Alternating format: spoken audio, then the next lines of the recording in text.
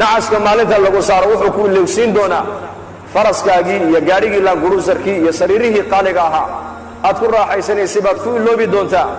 yowma alqiyaamati laa maalun walaa waladun maalinta qiyaamahana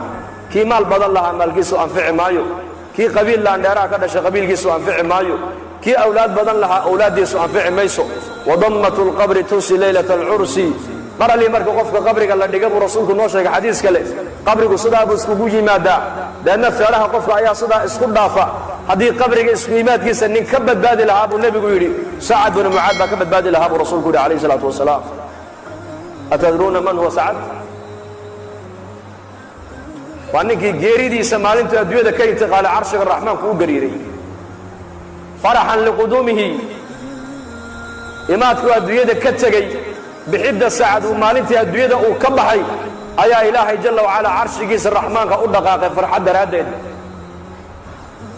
jibriil baa soo dhaadhaco nebiga u sheegay oo yidhi nin asxaabtaada ka mid ah ayaa go'ay oo ahlu samuhna ay ku bishaaraysanayaan imaadku adduunyadii ka yimiday markaa buu nebigu sara kuxuu yidhi yaa jibriil sacad binu mucaad baan u malayn buuhi inuu go'ay deedna uu soo degdegay nebigu calayhi salaatu wasalaam ilaa saxaabada rasuulka kabihii ay gashanayn ay ka go'een markaasay nebiga soo gaadheen markaasay idhaha yaa rasuul allah socodka waa nagu daalisee markaa buu nebigu yidhi haa waa nigu daaliyey sidii xantalo malaa'igtu ay ugu maydhay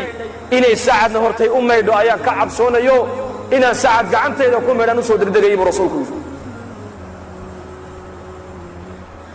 waxauna jibriil ii sheegay buu yidhi carshiga raxmaanku faraxan isagoo ku faraxsan imaadka sacadu adduunyadii ka yimiday inuu carshiga raxmaanku u gariiray ayuu jibriil ii sheegay buu rasuulku yidhi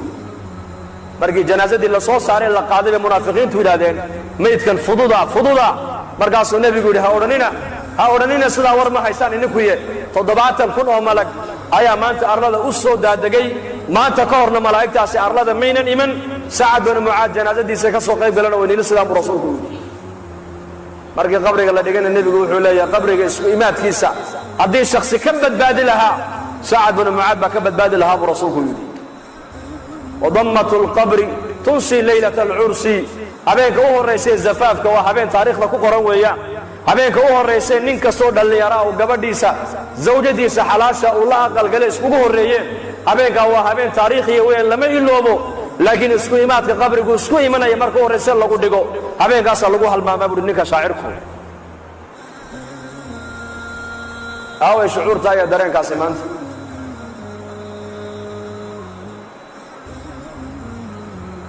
وهذا عثمان بن عفان رضي الله عنه ذي النورين markuu qabuuraha dul yimaado ilmadu garhkiisa qoyn jirtay ilaa laabtiisa waxaa la yidhaha cusmaan jannada iyo naarta ayaa laga sheekeeyaa ma oydida qabriga markaad dul timaadda maxaa loo oydaa baa lagu yidhi waxa uu nebigu noo sheegay calayhi salaatu wasalaam ayuu yidhi qabrigu waa aqallada adduunyada ugu dambeeya weeyaan waana aqallada aakhira ugu horreeya halkaa ninka ku nabadgalana nabadgelyadii runtaa u dambaysa buu rasuulku yidhi halkaa ninka lagu cadaabana cadaabkii weynaa baa u dambeeya buu rasuulku yidhi